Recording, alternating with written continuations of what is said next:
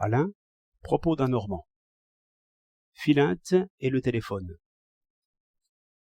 Philinte va et vient dans son brillant salon, comme un lion dans sa cage.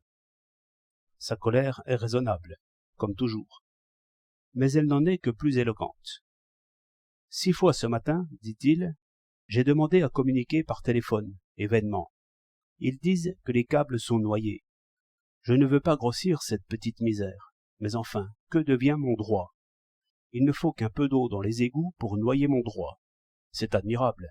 Je paye afin de communiquer. J'acquiers ainsi le droit de communiquer, si la pluie le veut. Ils n'ont pas prévu la pluie. Ils ont oublié cette petite chose, la pluie. Je paye des ingénieurs qui ont tout prévu, excepté la pluie. C'est admirable.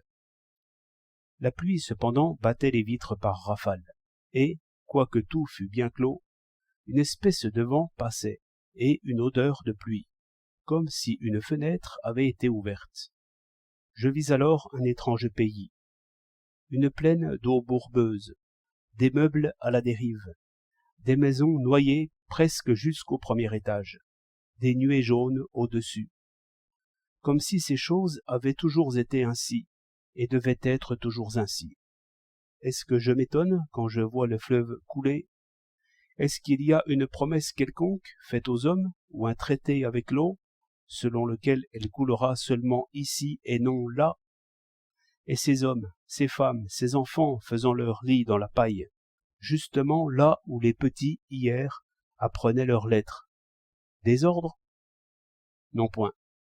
Un nouvel arrangement des choses, et un nouvel arrangement des hommes.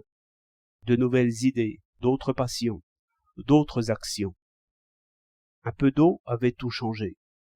Cela m'avait été affirmé la veille, par cette plaine d'eau bourbeuse que j'avais vue. Mais Philinte n'avait pas vu cela. Il ne comprenait pas mieux ces rafales de pluie que cette voix grêle du téléphone. C'étaient des choses sans lien. Peut-être n'arrivons-nous jamais à penser réellement au-delà des choses que nous voyons. Sans doute, cet homme sincère pense à la justice, à l'inégalité, au travail d'autrui, comme il pense maintenant à l'inondation et aux câbles noyés. Ce ne sont que des paroles. Sans doute aussi, il deviendrait soudain un autre homme, si la nécessité s'étendait jusqu'à ses pieds, comme cette plaine d'eau bourbeuse. Car il n'y a point de promesse au monde selon laquelle le travail de l'un se fera pour l'autre. Si les travaux cessaient de couler seulement 1 heure, ce serait un nouveau paysage humain qui s'affirmerait en moins d'1 minute, tout à fait comme cette plaine d'eau bourbeuse. Mon Philinte y serait tout de suite et sans discours.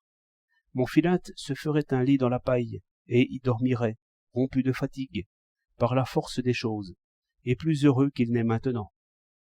Petite misère, grande colère. Le moucheron est trop petit pour le lion. 26 janvier 1910.